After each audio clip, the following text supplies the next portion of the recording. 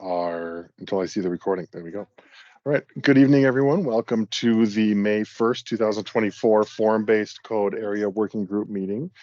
We are holding a virtual public meeting today, and all participants with us are joining remotely. I'd like to orient everyone to our virtual environment and cover a few specifics about how tonight's meeting will be run. Tonight's meeting is available to join from the Form-Based Code Area Working Group webpage, the county's events calendar, and the top of today's agenda. Additionally, there's a dial-in phone option for those who wish to use it. If anyone loses internet connectivity during today's meeting, please reconnect with us by phone. Please keep your video turned off and microphone muted until you're called upon, and turn off sound to any devices around you to minimize interference. These tools are located as icons on your toolbar. If you don't see the toolbar, try tapping or clicking on the center of the meeting, and it will pop, center of your screen, and it will pop up. When called upon to speak, you must unmute yourself by clicking on the microphone icon that is located on your meeting command bar. The moderator doesn't have the ability to unmute you. If you're dialing in by phone, press *6 to unmute. When you're finished speaking, please remute your microphone. The meeting chat's active for participants who need technical assistance only, and should not be used for discussion, for public comment, questions about agenda items, or requests for more information. All comments must be shared verbally for the record during the assigned public testimony periods. If AWG members wish to be recognized to speak on an item, please turn on your video feed and leave your microphone muted. Please also use the raise hand functionality. I will use the video feeds and raised hands as an indicator of who would like to speak. Once you've been recognized, you may unmute, and once you've completed speaking, please turn your video feed back off. One moment, Maren. Do we have any? I believe we are expecting one member, Linda Dye, to come in by phone. Hi, Linda. I see that you are here with us through Teams. So normally I would say something about participating by phone right now, but I don't see any phone numbers on the screen. I will ask people to let me know if you are on phone and I'm missing some information. If we have any public speakers tonight, I will go over that information as we get towards the end of the meeting. Lastly, a reminder that this is a public forum, and today's agenda will be recorded and posted to the county website. All information associated with today's meeting, whether written or spoken, is subject to Virginia Freedom of Information Act requirements. I'm going to turn it over then to Ms. Sondag to introduce our agenda items. Sure, I'll go ahead and share my screen. We have one agenda item this evening, which is the fourth Barcroft renovation use permit. So this one is located at 1320 South George Mason Drive. All right, so just to kind of orient you, because this is now the fourth use permit that we're looking at, here are the 4 different use permits that have been considered so far. We had phase 1, which was approved by the county board in July of 2023. Phase 2, which was approved in December of 2023. We have phase 3, which you all reviewed back in March. That one's going to the board this month. And then phase 4, which we'll be looking at tonight, is on track to go to the county board this June. So again, we're continuing to review all of these use permits that are within the existing conservation areas while we're continuing to review and analyze the Jared Lynch Master Financing and Development Plan. So these will allow the applicant to kind of start to make movements on the interior renovations and upgrades and start delivering some of those upgraded homes for residents. So to take a look at this in the context of the entire Columbia Pike corridor, again, this one's located within the neighborhoods area form-based code. You can see in the red area on the screen. And then within the central subarea regulating plan, you can see the outline here in red on the screen of these buildings 47 and 48. As you can see, these are this area is completely located within an existing conservation area. It's not adjacent to any of our required building line frontages, and then doesn't have any adjacent to conservation area designations. The other thing to point out here is the preserved natural area that's designated on the kind of northern portion of the property. You can see it kind of in this triangular area. And then I'll just highlight a quick summary of the proposal, and the applicant will provide a little more detail about the changes that are proposed. So again, this is buildings 47 and 48, preservation, and then a renovation of both of those buildings. The unit count will remain at about 73 units. The applicant will provide a little more detail on this. And right now, depending on the kind of some of the responses to some staff comments, the proposed accessible units in these buildings will range anywhere between 2 and 4 units. They're also proposing another community gathering space similar to some of the previous use permits we've seen. Again, we've got that natural preserve area located on the northern portion, which in this area is to the far left of the screen. Right now, there's 1 tree proposed for removal. So very minimal impacts to trees. And then they're again requesting modifications for existing buildings to remain. And then lastly, just a quick view of the schedule. This item did go to the Design Review Committee and to the HLRB twice. We're here at the Form-Based Code Advisory Working Group, and the next steps will be to the Planning Commission and the Housing Commission in June, and then County Board on June 15th. So with that, I'll stop sharing and I'll invite the applicant to provide a brief presentation. Thank you, Olivia. Let me bring up our slides real quick.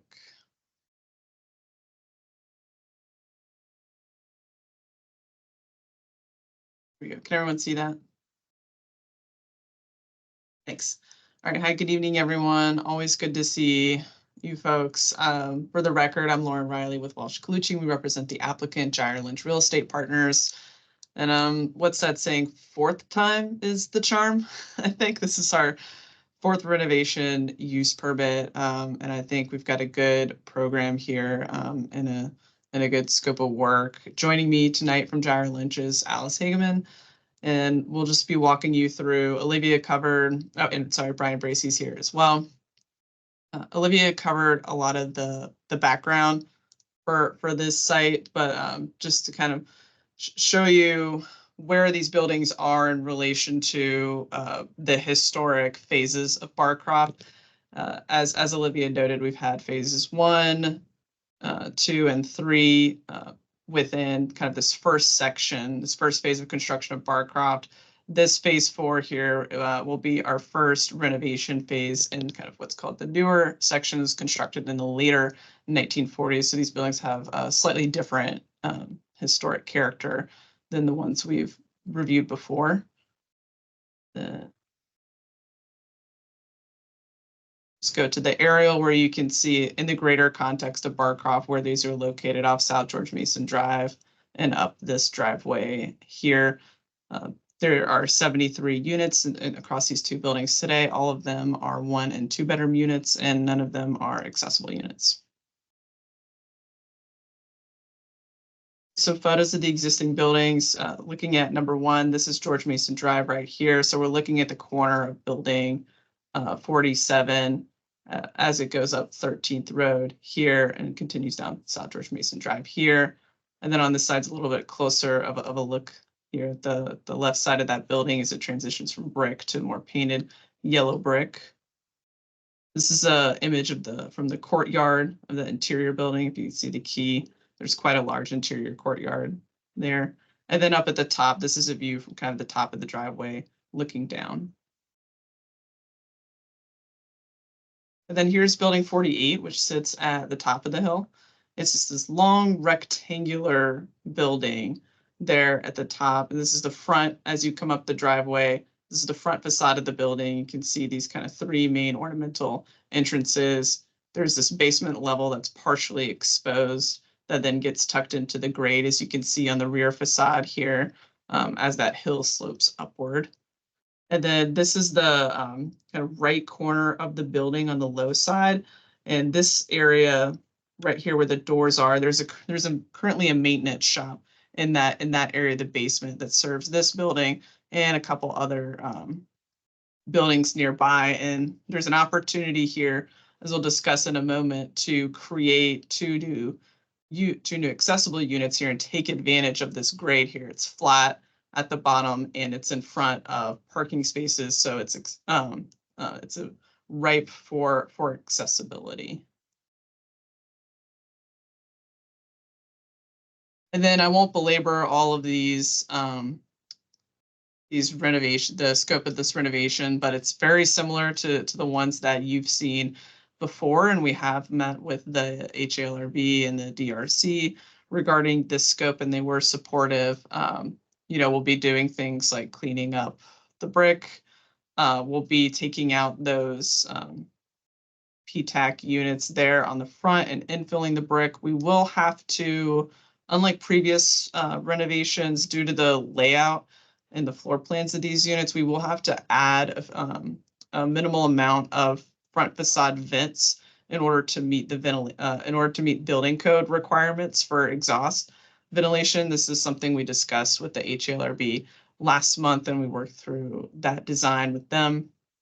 And then we will be able to convert two basement units in building 48, the one that sits at the bottom of that hill on George Mason Drive. We'll be able to convert two of those to accessible units, and we have the potential to create two new accessible units in building 47 that I just showed you, but we are working on figuring out a solution to stay at the total 73 units, which is a form-based code requirement. We can't create any more units than exist on the site today. So we're working through a solution that might involve combining units in building 48 or 47 to create a larger family-sized unit and be able to retain the accessible units, or we may have to remove units from one of the two buildings. So that's something we're working through right now.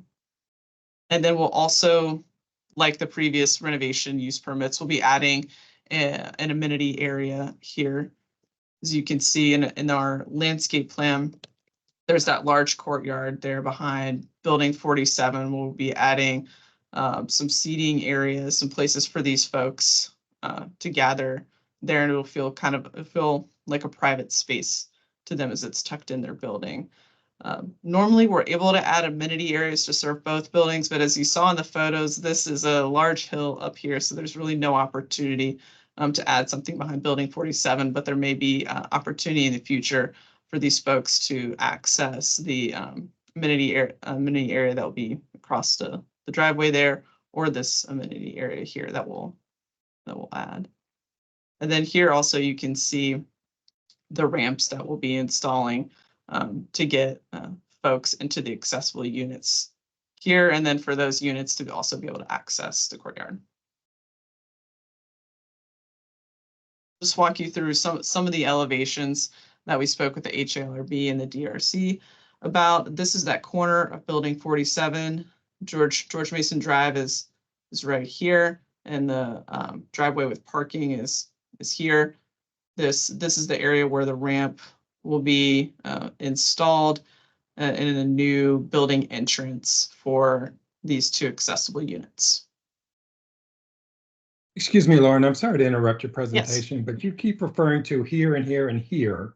Oh, sorry. Are you not able to see the pointer? No, I'm not. I don't know if other people are. No, I cannot see the pointer. I'm sorry about that. I thought this whole time I've been. There it is. Oh, now it is. I'm sorry about that. Well, let me complete this presentation then, and Mark, if you want me to go back and note anything else, I'm happy to do that. So on my screen, it looked like I had the laser pointer. It looks like it just started working right now. So back to this elevation. Here's George Mason Drive. Here, and then the driveway as you come up on this side. The two new accessible units will be accessed through a corridor here. So we've added a new entrance and a canopy, and that canopy will remain for the accessible units. And then there's a ramp here for access. And then this is the rear elevation, again, as it steps down. from the top of that hill down toward George Mason Drive here on the right. This is a view of the courtyard. Again, we'll add a ramp here for folks to be able to access from the accessible units into the courtyard. And then on to building 48, that's that long rectangular building. And we've worked with the HALRB and the DRC on this design to add these 2 new entrances to the basement that don't conflict with the existing ornamental entrances. So you'll see that they carry down kind of the same vertical expression from the windows into the doorways that are more minimalist than the other main entries to the building. And then, as with the past projects, Virginia Housing, as you all know, they do require canopies for all main residential entrances, and they also require cladding of wood trim. And we feel confident that we will be granted a waiver from adding canopies to non-accessible units and from having to clad wood trim with vinyl or aluminum.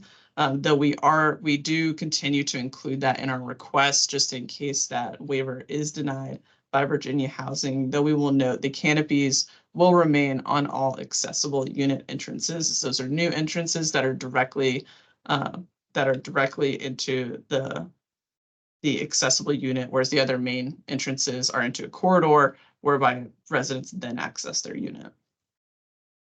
And then just for an overview, very similar scope of applications here. We filed our form-based code use permit with staff, and we're requesting modifications of the form-based code requirements to allow the existing building setbacks and parking to remain as is. We're asking for modifications of conservation area standards to allow for those new openings for the accessible units, as well as for the ventilation and the use of fiberglass materials for new doors, which is also a requirement by Virginia Housing. And then that kind of second tranche of modification of the conservation area standards, or what I was just talking about, we need to preserve the ability to have canopies and cladding in the instance that Virginia Housing denies our waiver request.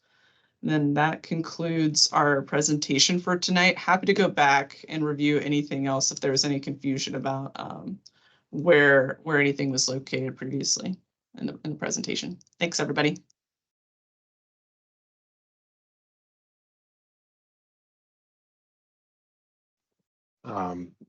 So I think that we will initially open it up to any informational questions and then get into broader discussion. Ms. Sontag, let me know if you have any other thoughts. No, I think Lauren captured that pretty well. So on to the questions. We will start with Linda Dye. Hi, I've got some questions about the accessible units. What's prompting this is one of the officers of our Douglas Park Civic Association lives in Barcroft, and he had questions about how the creation of the ADA units actually takes place. And his concern was that if you're adding a new entrance into each unit, are the occupants going to lose some living space? It appeared from materials that he saw before that perhaps that the occupants would lose a closet area. I'm not quite sure, but I'd like to hear more details about what actually is the impact of creating the ADA unit, and specifically, would the future occupant lose some of the living space that the non-ADA units would have? Sure. And so Alice or Brian chime in here, but I think the average square footage for these new accessible units is going to be comparable to the other units in the building. And I'll also note that when these were constructed in the 40s and the 50s, some of these units can be quite large and the layouts be fairly inefficient. And we are able to kind of gain space or gain bedrooms or closets and things like that just by increasing the efficiency of the layout. But I'll let Alice, if you wanna jump in here. Yeah, I'm just pulling up the plan to be able to talk to it a little better. But I will, the reality is by increasing the circulation in the space, we are going to lose some usable floor space, right? Because of, door swing and as you mentioned, needing to use closets. But to us, it was a necessary sacrifice or a valuable sacrifice in order to achieve, to create these accessible units.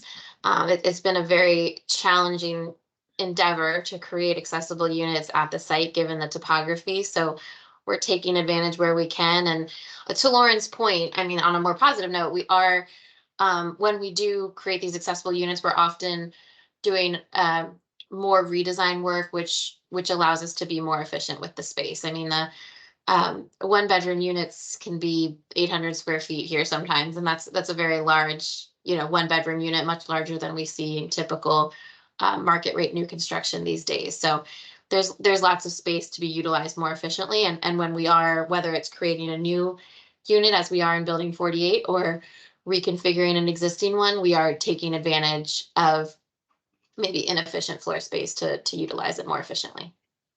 Okay, that sounds good. Thank you. It's a valid concern. I appreciate the question. Well, it just so happens that one of our officers lives in Barcroft now. And so we're very glad that he can contribute to the overall thinking of how we make this work for everybody. So I thank agree. you. I'm happy to have that direct feedback. That's really great. Thank you. Thank you. Going to go to Betty Siegel. Hi, this is Betty. I apologize for not putting my camera on. I just had oral surgery and my face looks like somebody punched me. But I thought I heard, and I joined just a few minutes late, but did the speaker say something about we might have been able to get more accessible units if it weren't for the form-based code? Did I hear that? Lauren, do you want to field that one? Or Yeah, Olivia, did you want to take that or do you want me to? Sure, I can Yeah. start us off. So as part of the request for modifications for these existing buildings to remain, one of the requirements is that there's no additional density proposed. And I think, the exact language is beyond the number of units legally existing in buildings at the time of application. So the problem here is because the applicant needs these modifications for setbacks and for parking, we can't allow any additional units to be constructed. For example, in the first phase, we could allow for larger units, so for changes in the mix of unit types, but we just can't add to that total unit number. So I'll let Lauren speak to at least how the applicant's exploring options, but that's at least the form-based code limitation. Right. And I think that's the nuance, Olivia, is that we are able to create larger bedrooms, but not create additional units because of the form-based code regulations. And so we were quite excited to be able to find this space at grade in building 48 to create new units. However, we have run into that provision of the form-based code, and our team's currently evaluating options with the priority of trying to keep those two new accessible units in building 48 is that's important, but we're looking at what our options are across those two buildings to consolidate units or eliminate units in order to stay at that maximum 73 unit count. Okay, so this is Betty. I'm sorry, I have to jump in. I don't know. I was part of the form-based code. I don't remember there being some exclusion that would discriminate against people with disabilities by limiting the ability to create accessible units. So could someone point to me where in the form-based code exactly it says that? Because I'm really uncomfortable with everything that you just said. Not you, but the fact But that somehow the result of code the is being yeah. interpreted to create to eliminate the possibility of a more accessible community when really the form-based code, the whole discussion, the whole time has been on how the form-based code needs to be leverage to create more accessibility in a community where we're getting more diversity. So I don't know. I'd like to see some actual black and white on that, please.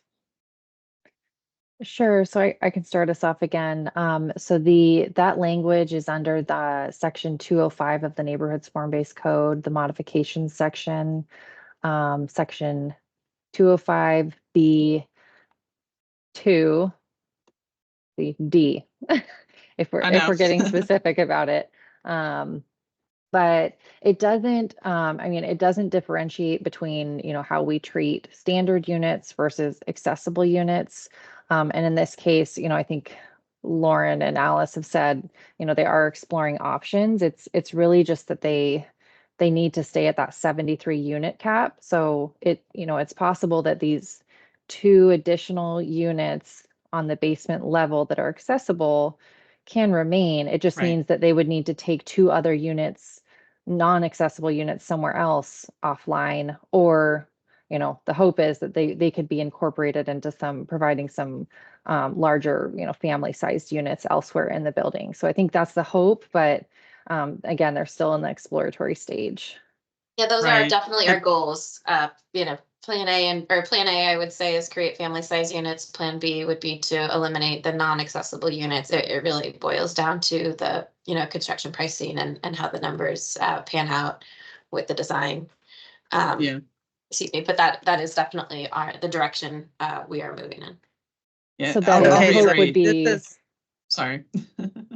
I'll reiterate Jarlich's, priority to create and provide accessible units where we can, especially when we have good opportunities like this in the renovation areas. But to just go back to the code for 1 second, I think the intent of that provision of the form-based code was to not increase the degree of nonconformity of any buildings that might remain. So it's very similar to the zoning ordinance provisions for nonconforming buildings, where you can maintain and keep them, but not increase the degree to which they're nonconforming. And the form-based code is providing an option to make certain modifications in order to allow those buildings to remain because they are historic, but I think is concerned with increasing the amount of density or increasing that degree of nonconformity with the zoning ordinance requirements.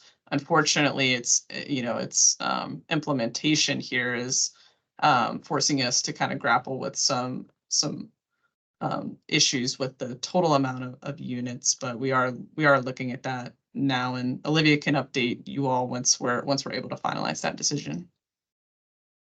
Okay. Ed, I'm going to exercise I'm sorry, Betty? I'm sorry, this is Betty.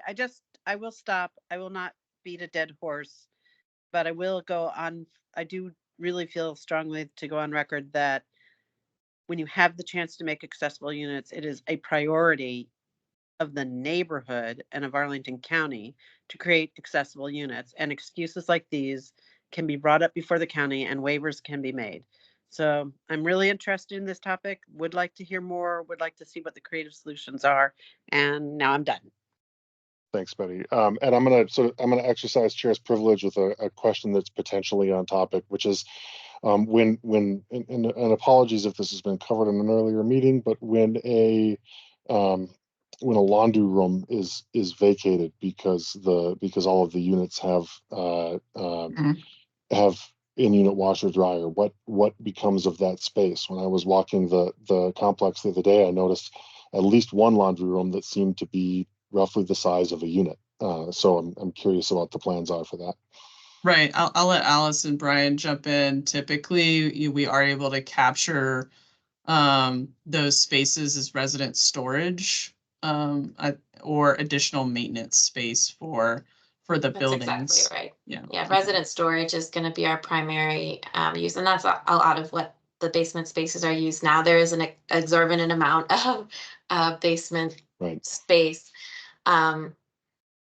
Yeah, I was going to say we've looked into kind of enlarging basement units into that storage space in previous phases, and probably here as well. To be honest, there isn't as much basement space here as there is in other phases, but we've looked at expanding an existing unit into that unused space to create a larger, family-sized unit, unsuccessfully, but that was studied, I will say, in past phases. But yeah, as Lauren said, the goal would be to create storage spaces, and the basements are in varying conditions with regards to waterproofing and conditioning, and we'll get them dry and usable. Yeah, They won't be and conditioned or finished or anything. I should say that we're not putting any flooring down or air conditioners or anything like that. right, and there's limits to what you can do in those spaces by the building code, Allison. That might be what's prohibiting expanding units into some of those areas, is that being in the basement, as you all know, in Barcroft is quite hilly. There's a lot of topography, so there's not always a window, or the window doesn't meet the building code size, or the ceiling height's not there. Those are all things that the team is looking at. Yeah, the topography is certainly an architectural challenge at this site, Yeah. to say the least. So that is honestly what, as I mentioned previously, what makes the accessible unit so difficult to place in this site as well. Right. Thank you. Ed, thank you for your indulgence. Please go ahead.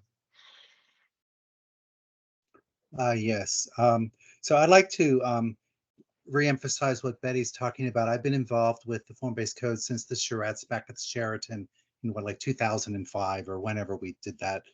And we had very much input from the neighborhood, from all the people that live here, and of all different kinds of folks. And we all wanted to improve the housing situation for people. First, of course, the very beginning, of course, was the business area. But when we go into the neighborhoods, we want to improve the housing for neighbors.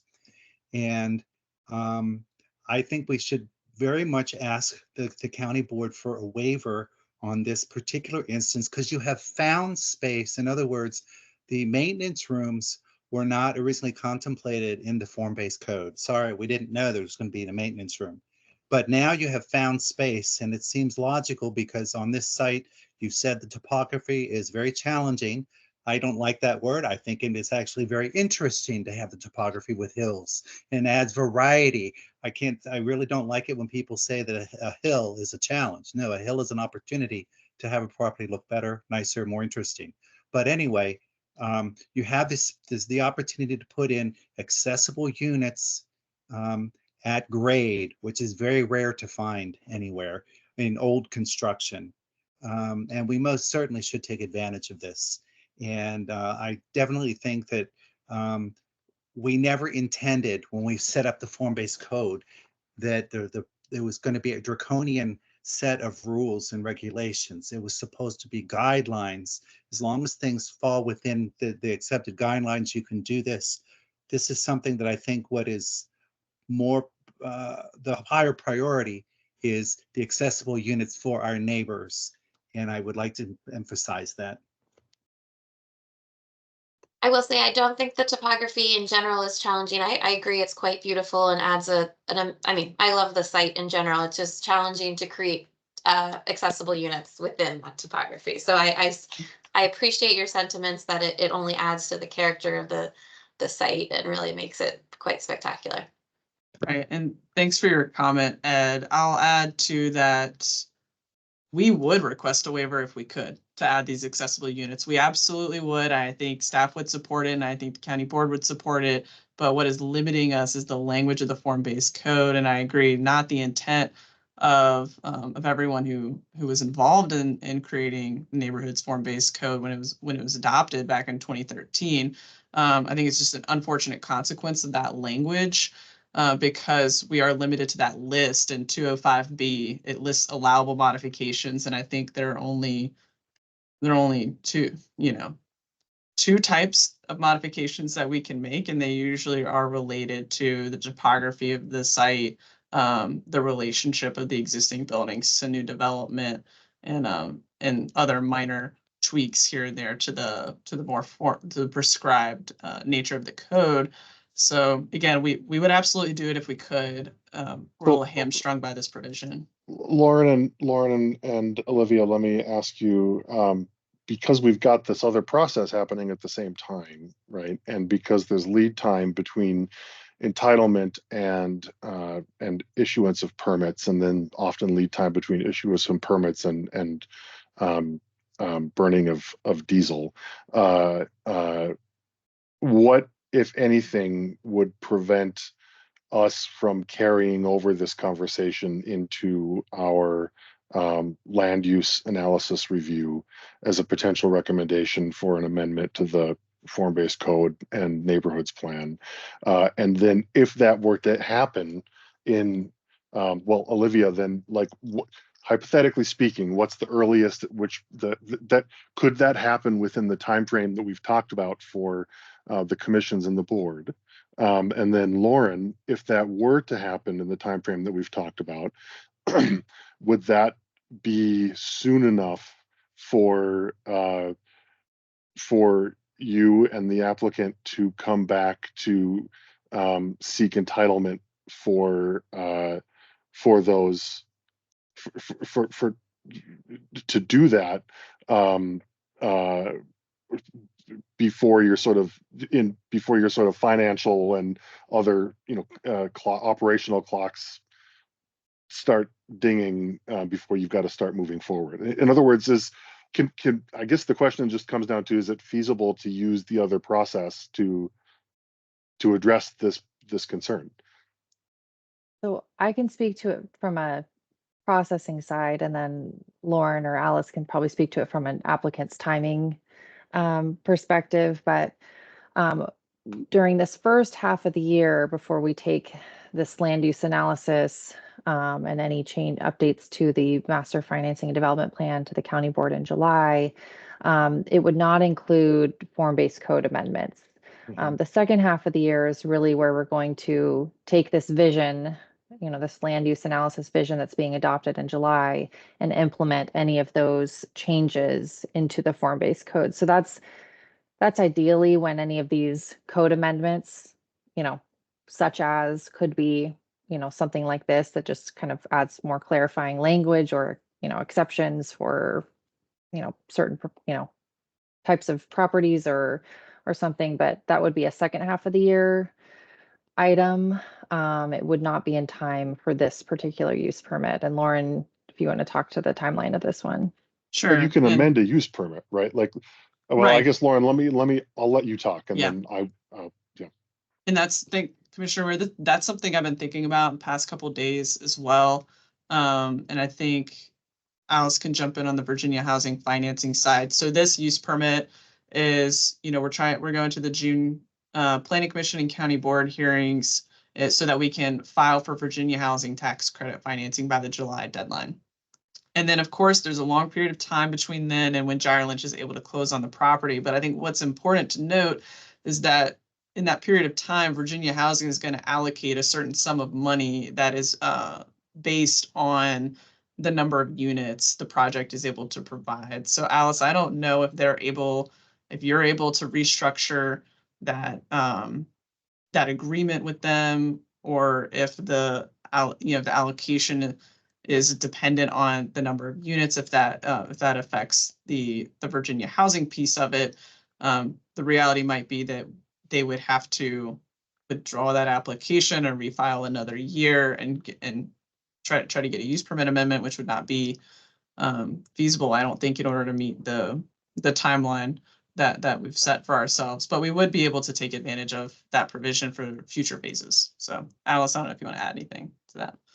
Is it possible, before you guys jump in, is there anything that would prevent the work from being designed in such a way that you could go back into the building to make another unit? Like, a lot of those storage and laundry units, I saw some nodding heads when I pointed out that they share the footprint of the apartment above them, and it's because they share the footprint of the apartment above them, right? Like, losing storage isn't great, but that's what we're talking about, that space, aren't we? Like, or we're talking about subdividing. So I'm going to stop talking again, sorry, and let you all speak.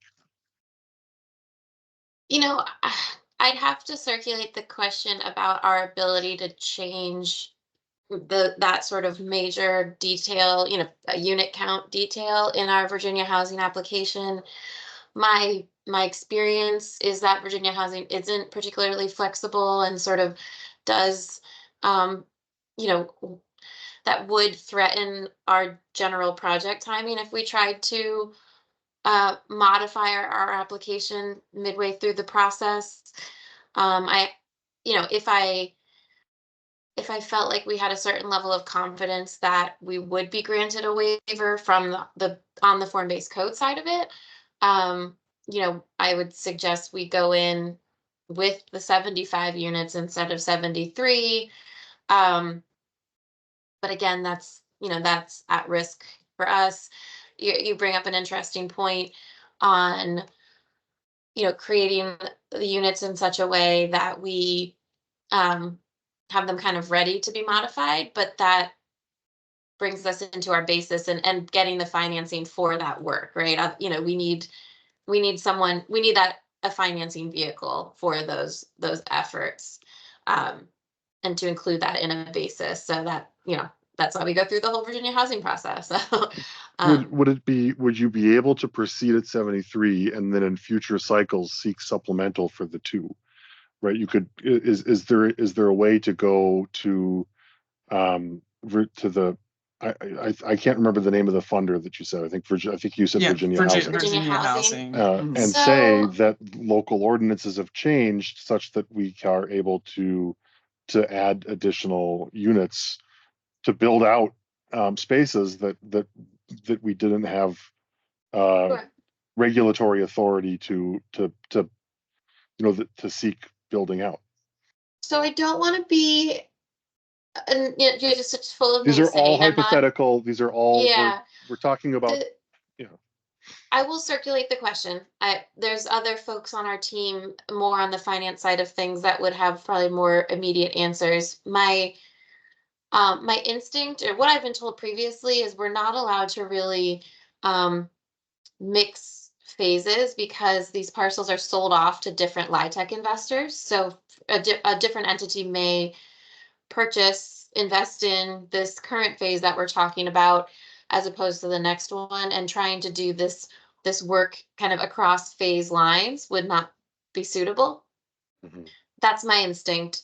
That being said, I will circulate it. I just don't want to overpromise, underdeliver. Yeah, let us look into that, and we'll get back to Olivia, and she can circulate that answer with you all. Lauren and Olivia, I don't mean to put you on the spot, but is there a notion for when, if we did go the route of modifying the form-based code as part of this larger process? You mentioned the second half of the year. Would that be December 2024? Would that be let's just say December, January. Okay. I think that's helpful for me to have those conversations internally. Is this something? Well, let me ask a different question, right? Do we necessarily need to wrap it up into the other process? And the alternative, is there any reason that we couldn't just send it to ZOCO right away and start the ball rolling as a standalone amendment, right? To the extent that a problem has been identified, right? That I think it's safe to say there's a clear community consensus that we should not be that this is inconsistent with the spirit of the form-based code. I'm not to say that the AWG represents the community, but I would be surprised to learn that there isn't, near perfect correlation there, right? And just move it forward. I know calendars are busy, and Olivia, this is another one where I don't mean to put you on the spot, but maybe this is a question you can take to your colleagues. Yeah, we're absolutely. And maybe Lauren, the question to you was, would there be interest in you and your client and your colleagues in pursuing that option? We're absolutely discussing it. I think the struggle is that, while it may make sense and would, is preferential for this property, we have to consider what that would mean for other properties where they have existing nonconformities they're asking for waivers from zoning ordinance requirements, and we have a very select few, modifications to these zoning ordinance requirements that we allow, again, with the intent that your existing building envelope density is just to remain. So I know we're hearing two different things. I think that, one is just for including as many accessible units as is feasible on the site. And the second kind of related, but maybe separate item is the opportunity to increase the number of units on site. I think what we're hearing from the applicant is that accessible units is the first priority that we're looking at. And then the second priority is looking at either family-sized units or, reconsidering the number of units on site. Well, and I think that one way of cabining it off, and I'm stepping a little bit on the architect's toes here, and I apologize for that.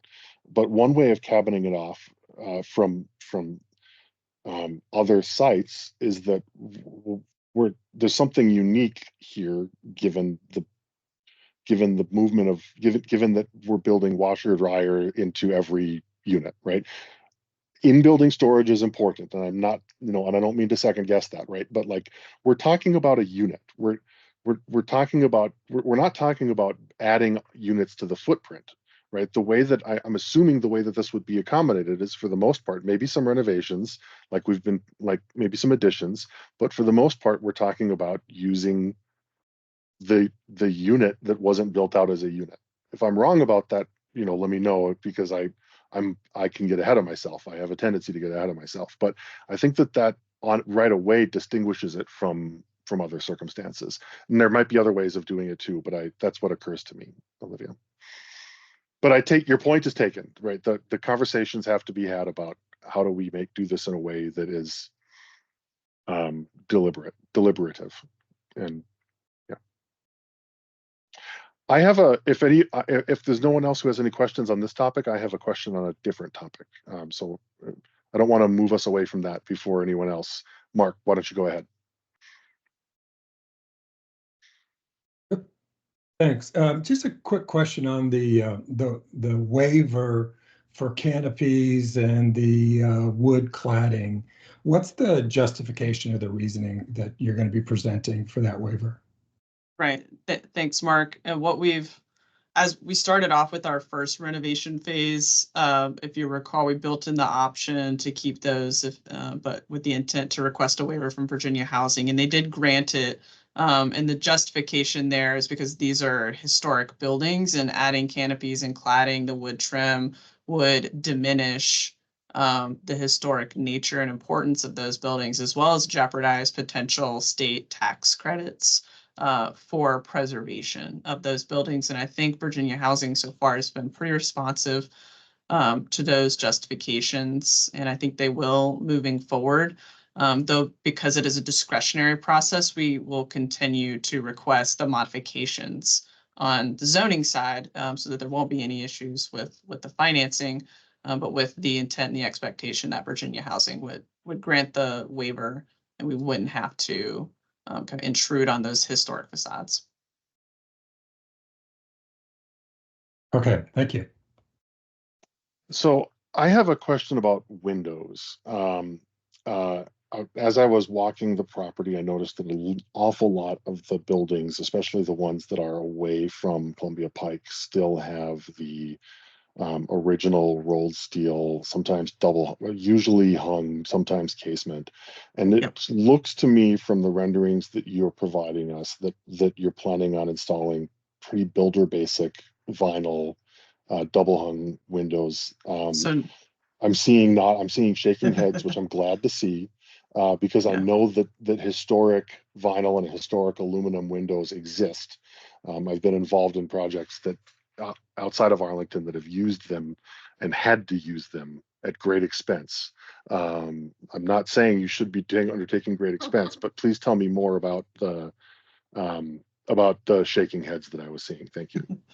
Yeah, let me just go to one of these slides, Commissioner. The vinyl windows that you see on site were previously were replaced by the previous owner. That I know. Yep. 4 years. Yep. So in the past applications that we've submitted, where the windows have already been replaced in buildings, we are proposing, or we have approved to just Mhm.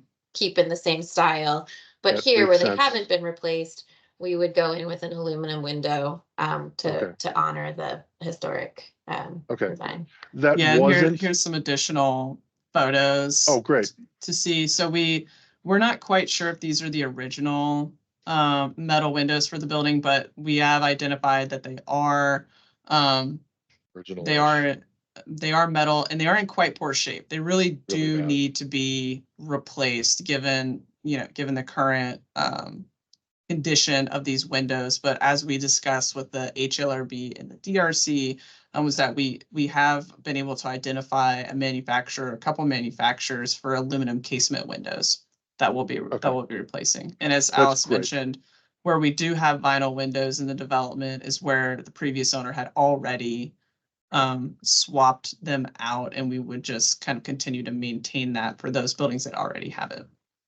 Is the plan to reflect that when those windows reach out end of life, that they would be replaced with something that tries to return it to a historical condition? And if not, is that something that we can try to get memorialized somewhere? Are you referring to the renovation phases, the buildings that already have vinyl windows for when the? Well, let's assume that there is a population of buildings that have vinyl windows and are not subject to redevelopment, right? Vinyl windows do have, they last longer, they last a long time, but they do have a lifespan. So I assume that they would have to be replaced at some point. It would be nice to have something memorialized that we would try to restore the look and feel of the original windows, rather than just replace Anderson's cheapest double hung with Anderson's cheapest double hung.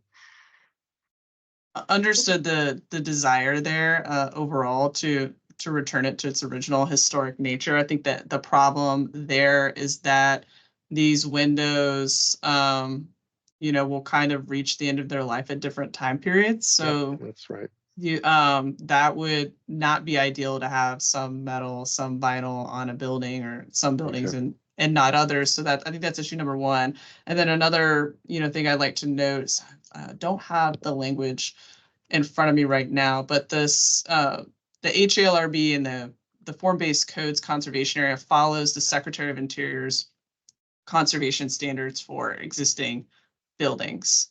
And they have identified essentially, and I can go back and try to find this language for you, that the window type is not necessarily detrimental to the historic fabric of the building, especially if it's already been replaced. And so that's why HLRB and DRC have not had heartburn over this through our past 3 renovation use permits.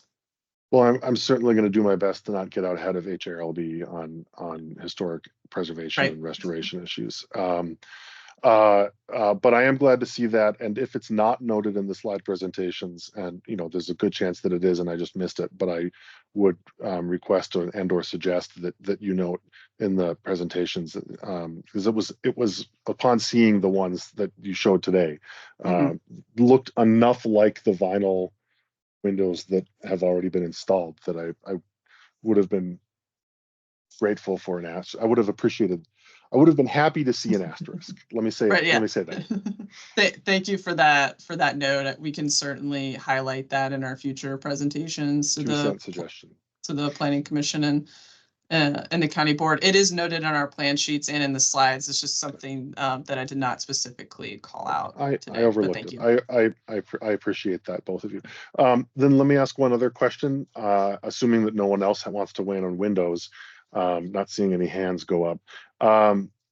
I, in conversation with someone who lives in Arlington and has been active in these on Columbia Pike issues for some time, came to understand that the foundations of a lot of these buildings, especially the ones that were built in the 40s, were built in a hurry and were laid and cured with methods that are no longer used, in part because they impact the longevity of the foundation.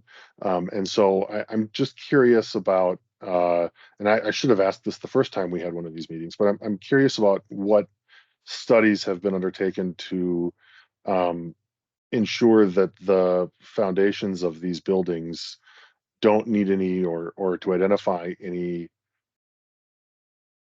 buttressing, that's not the right word, any work done to ensure that they have a lifespan that matches the investment, while the building is vacant, while the building has fewer people living in it for the purpose of doing the renovations, while you can get to the foundation easily, I guess is what I'm getting at. The Right, I damage, think we, that's what it's sorry, Ed. called, spawing. Okay. We went through this in Arlington Village. We spent $10.5 million. It's the concrete, it's spawing. That's what you're dealing with. So that might not be information that we have for you tonight, but I think that Gyra Lynch have structural consultants. We that they do. We could- have Elliot Bryant is our structural engineer on this phase, as well as RB1. We also have Wis Janey that we've hired to do a comprehensive survey. So Wis Janey actually worked on the Washington Monument. They are very, very well qualified here in the region. But between they're more of a waterproofing consultant, but they have experience with foundations as well. So between those two consultants, we're doing comprehensive studies to make sure that any repairs that will, it's in our best interest for these Right. buildings to be around a long time as well. So we are making Right. sure we're putting in any work now that we'll move in that direction. As the bearer of the risk, of course, but Of I course. just, it's good to ask and ensure that, one thing we don't want happening is in 25 years, Gyra Lynch or its successors in interest to be coming to us and saying, well, actually, these buildings that have been preserved for decades and decades and decades need to be torn down, because the foundations were cured with salt and are no longer good. So it's a miracle that none of those buildings have fallen down a hill yet. Knock wood. Okay, thank you very much. Thanks everybody for your time. We appreciate it, And we'll be in touch with Olivia on those follow-up questions. well, I just want to confirm that we don't have any other. Oh, sorry. Before we adjourn, yeah, sorry, Lauren. That was just my questions. Ed, back to you. Yeah, I just wondered if you could, maybe this is for Olivia, but if you can tell us a bit about Saturday, the open house, what we can expect, what's going to be going on. Sure. So the open house is going to be held at the Barcroft Apartments, kind of in their meeting room space near the leasing office. It's just a free-flowing, open 10 a.m. To 1 p.m. There won't be any, staff or applicant presentations. We're basically going to have stations set up similar to all of the topic areas that were discussed at each of the working group meetings. So one on kind of, preservation and redevelopment areas, transportation, open space, urban design. And then we'll have a couple a station on kind of phasing diagrams. Gates Hudson will also have a table there so that residents who have questions about anything related to property management have some resources there. I think we have a handful of people from the Gyra Lynch team helping to staff these as well. So we'll have lots of at least subject matter experts from both the applicant side and the staff side available at each of those stations. We'll have staff and people from the applicant team kind of floating around just to help answer questions and guide people to areas of interest there. There's going to be food. I think the Pan American Bakery, we're getting some empanadas from there, and then there will be some kind of children's activity that's being hosted by Studio Pause. So it should be a great event. I think we've heard from quite a number of people that they plan to attend, but it's all going to be information that was already shared at the working group. So you'll recognize many of the plan sheets shared at the stations. They're all reflective of applicant presentations that have already been shared at the working group meetings. Well, how about the walkthrough of the property? What time is that? So we're not organizing a formal walkthrough of the property. I think, we will have, Well, I'm disappointed because that was my original request at the very first meeting, that we have a walkthrough of the property. So I'm very disappointed that there's not a walkthrough scheduled. That was my request. yes, I recall the request. I know we've talked about it. I think that, after the open house, after having been, kind of able to orient yourselves with those maps, I think people are free to walk through the property respectfully. That is people's homes, but we're not organizing any kind of scheduled walking tour.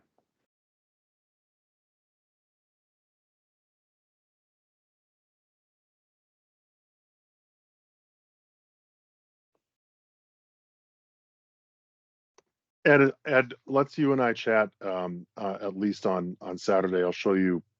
I'll highlight some things that are worth checking out. But I'm not sure that there are things that would have come up or would have been productive if we had all been walking together. But at a minimum, I can show you some of the things that I noticed. Thank you.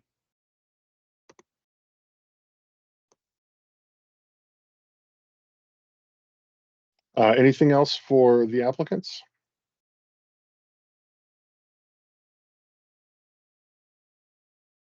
And your hand is still up, but I assume that that's just because your hand is still up. Thanks. Well, then I am going to, unless there's anything else from Lauren or Olivia, I am going to declare this meeting adjourned. Olivia, you've got. I do have Yep. two quick development updates. Thank you. But want to allow the applicant team to hop off if you'd like. So thank you all for Thank you joining all. this evening. Thanks, everybody. Thank you. Have a good one. So I'll go ahead and share my screen really quick. The one item that I wanted to highlight, this did come up at our meeting on March 13th. Just wanted to provide two kind of for your awareness updates. There will be a use permit discontinuance going to the county board this May for the Elliott site, the Fillmore Gardens Shopping Center site. So the applicant has formally requested that the county board discontinue the use permit, citing, among several things, a high tax assessment that's caused kind of a hardship for the property. So for the time being, they're going to basically terminate the use permit, try to complete the work necessary to lift the condemned status of those retail buildings. And that is the applicant's kind of near-term plan, is to hopefully get tenants to reoccupy those spaces while they consider any kind of long-term plans for the site. So any questions about that application? And if not, I have just an update on one other non-form-based code application. Olivia, it looks like that is not coming to the Planning Commission. Is that correct? Or am I missing it when I look at the agenda? Nope, that's correct. It's not going to the Planning Commission. Okay. I think that this is more for, I guess, maybe my ask of you is to convey this to Matt, and I'll mention it to Sarah as well. But I think that should be included in the staff briefing to the commission, because I don't know that, I think commissioners are, I don't know what the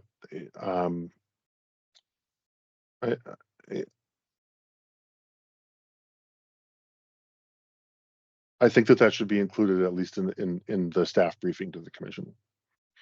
Yes, understood. And I think we can definitely provide that. I know it's disappointing that this is, moving forward. We can't stop it. We can't impede that process.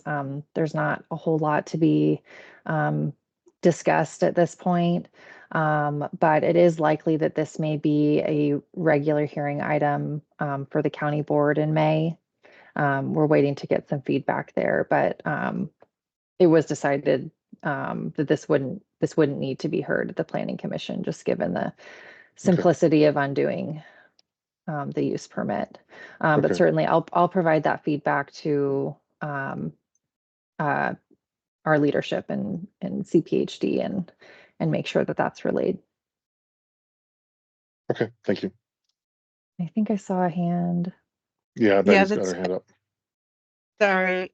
So am I understanding that those storefronts on Columbia Pike are going to be empty with nothing in them?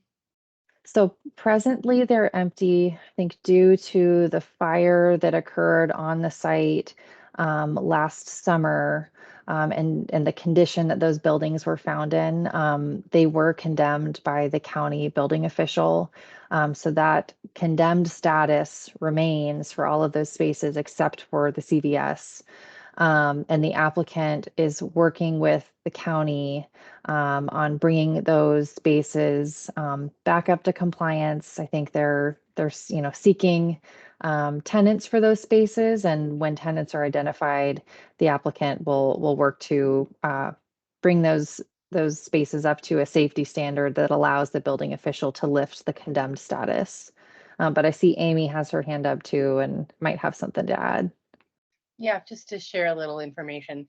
The Fillmore Garden Apartments Shopping Center was able to get the condemned notice lifted on 3 of the retail spaces, 2611, 2609, and 2607. So basically the 3 retail spaces next to the CVS. The other 2 spaces, the other 3 spaces, I'm sorry, have bigger challenges. However, our understanding is that the property management team there is actively pursuing retail tenants for at least 3 of the spaces. I'm sorry, did I hear you say that the Fillmore Gardens owner is pursuing leases for spaces right now? Yes, that's correct. Okay, well, that's good. Yeah, this is Betty again. I'm sorry. That's very good because, we're trying to revitalize Columbia Pike, and vacant storefront property right in such a critical location is probably not a good thing. So thank you for the extra information. Sure.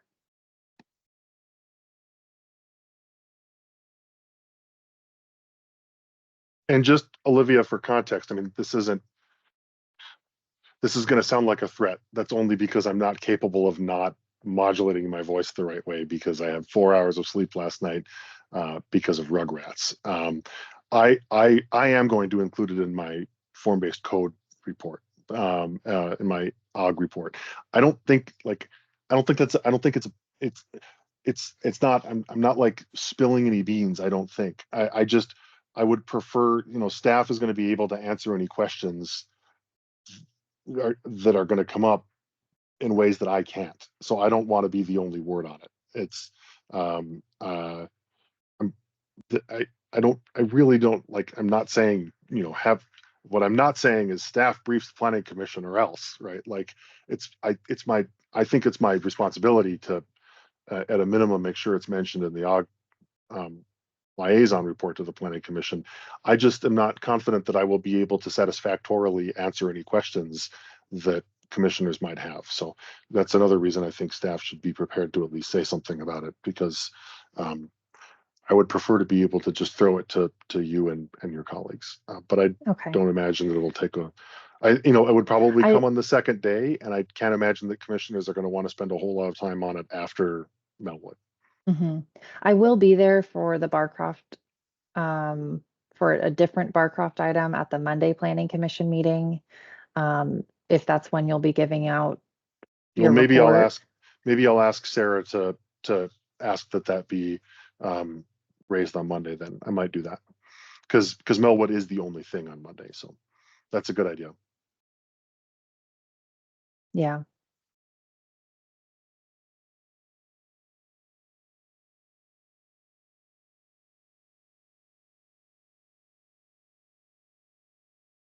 Okay, thank you. I appreciate it. I'm really sorry. I don't mean to like belabor the point. I'm not trying to sound heavy-handed or anything like that. This, as you know, it's such a critical thing, and I think people are going to want to hear, and they're going to be relieved to hear that um, that that leases are active, the tenants are being actively pursued. It's just, it's one of those projects. I don't know. I should stop talking. Thank you, Olivia. I appreciate it. I do see, just so we don't miss it, Mark had his hand Yep. up. Thank you. Yeah, so let me be net negative for a minute here. I do think, well, first off, I think that whole thing is a blight, and I think the Columbia base, or the Columbia Pike neighbors are getting less than we deserve. And I am happy to hear that the owners looking for tenants. I just wish them good luck by the fact that I mean, you can put lipstick on a pig that it looks terrible. And with the road construction, and this is just a Mark pet peeve, so we can take it with a grain of salt. But driving up and down Columbia Pike for the next freaking how many years that it's going to take them to complete the road, I think they're going to have a hard time getting people to go into those places. It's just, I mean, I know most of my neighbors now no longer go out to the Pike in their automobiles, at least, because you're never sure going to come back with all the pieces to your car. So anyhow, that's just my rant. I'll be quiet now. Thanks for indulging me.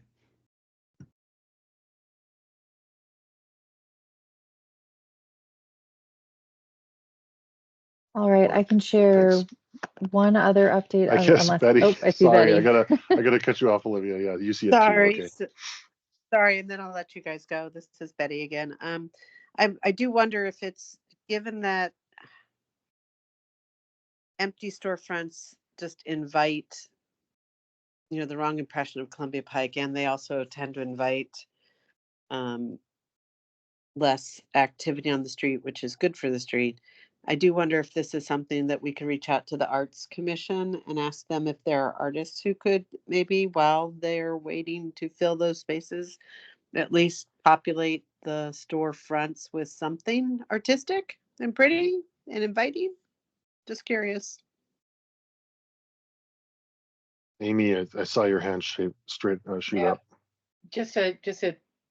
We have been talking with Sushmita Mazumdar with Studio Pause, and as well as the property management team, to try to come up with some creative ways, if the space isn't occupied, to at least have something on the storefront that's artistic. And those things are still working through. We understand the property owners and the management team are, dealing with some tough stuff right now, and we want to do everything we can to make it look less of a blight. So any connections, any suggestions, please reach out. We'd love to hear all and every idea.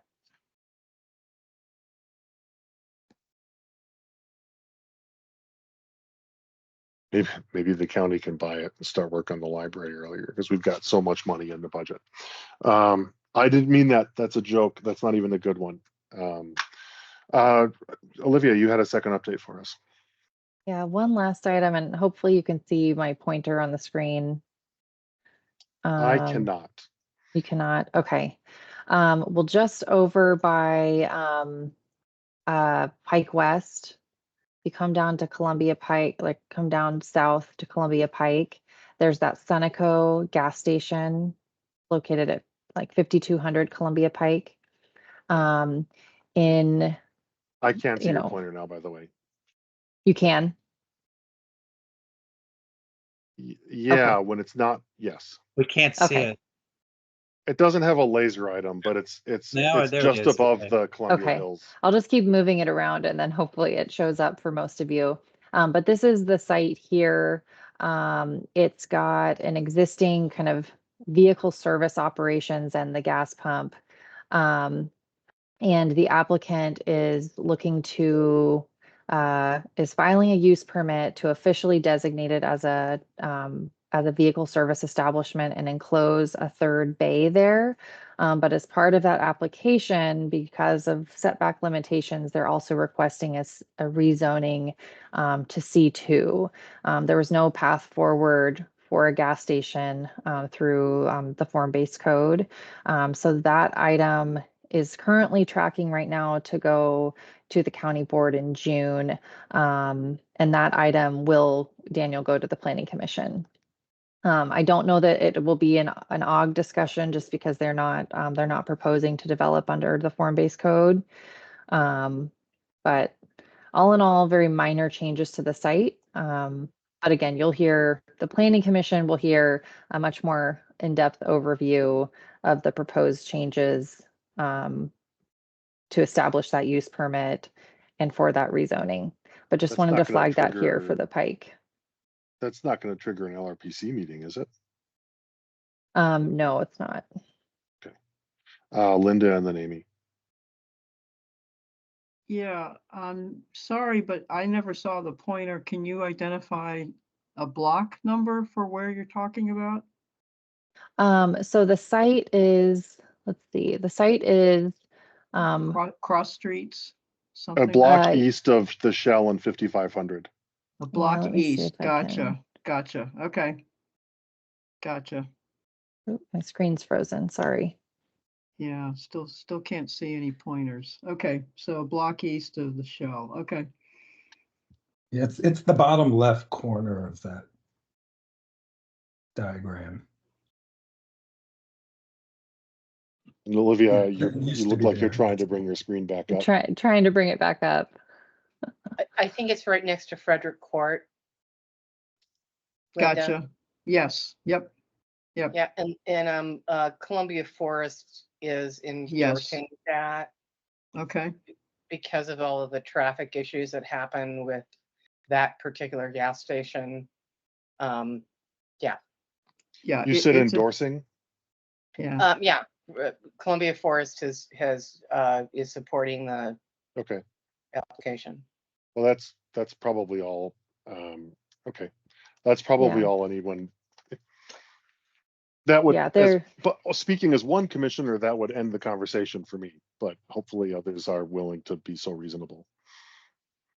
Yep, they're formalizing some of the parking. I know, right now there can be a lot of cars parked on the site, so that will be one benefit. And one of those vehicle service kind of areas is currently not enclosed.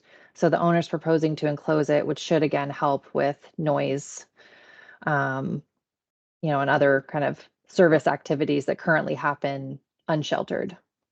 Amy, I see your hand up, but I'm going to ask one more question. Sorry. Is No there worries. any opportunity in this process to reduce? We've got 3 curb cuts, and one of the reasons that I just heard that the Columbia Forest is endorsing it is because it could help with the traffic situation. Is there any opportunity here to eliminate one of those curb cuts, preferably one of the 2 on the Pike? So I won't speak for transportation staff, but I know we have asked that question. I think the challenge on the site is the refueling for the gas pumps and the size of those refueling trucks that are needed. Mm-hmm. It appears that all of these curb cuts basically are necessary for the movements of those trucks. Mm-hmm. So That's not that is the surprising. challenge right now. It's a really tight space there. Yep, it is. Yeah. I just hate to see it, but we all do. Anything on? I'm sorry to keep people, but anything on either Glebe and 11th or on what's the other one that was purple? The frame shop. Frame shop sites. Yeah, the frame shop they're still working through some staff comments. I think we were hoping to bring that to you, well, this month. We'll see if we can get it to the AWG in July, likely. Okay. And then on the Exxon station, no forward movement on that one. They're still working on addressing staff comments. Okay. Ed? Yeah, well, is there any update on the Bank of America building? What is the status of that? No status updates on that one since the entitlements. Okay.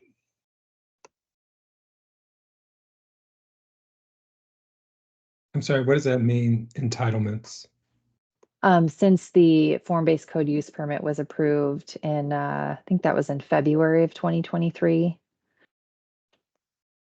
What you want to do is now consistent with Thank you. zoning, Mhm. as opposed to, Mark, I was on the planning commission for 5 years before I understood that entitlement and permitting were two completely different processes. But then I'm a slow learner sometimes. Anything else, Olivia? No, I think I see one more hand raised. That's Ed. Ed, do you, well, okay, Linda. Is there anything going on with 2400? The commercial buildings in front of Ed's neighborhood? I thought they were going to do a complete redesign. I thought they were moving Mhm. forward, and every time I am on the bus going past there, the businesses are still there. I haven't seen any sign of anything. Oh, the Rappahannock coffee site. You're right. Yeah, that one too. The owner, I think because of the state COVID-19 extension provisions, typically we would see some of these form-based code projects come back to the county and sometimes the AWG to extend the life of those use permits because they only, are approved for 3 years, and then, they have 3 years to kind of break ground before they expire. But because of that COVID extension, it essentially has extended some of these permits to on, the order of 5 years or so. So I think it's maybe lessened the urgency, for some of these applicants, but I think we're also just seeing some market conditions that are making some of these projects move a little more slowly. Do we think that the project is in jeopardy? And are there other projects that are in jeopardy after what's happened with the Elliott? Projects that have been approved, and I certainly understand extensions were done for tons of things because of COVID, but do we think that there are other things that are in jeopardy? Not to our knowledge at this point. I think the items we covered this evening are the ones that we're aware of. Okay, thank you.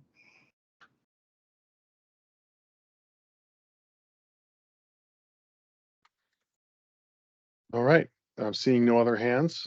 Thank you, everyone. And this time, unless Olivia, you have anything else, we will be adjourned. That's all. All right, have a good evening, everyone. Talk to you next time. All right, Good thank night. you. Thank you. Bye. Thank you. Thank you. Good night.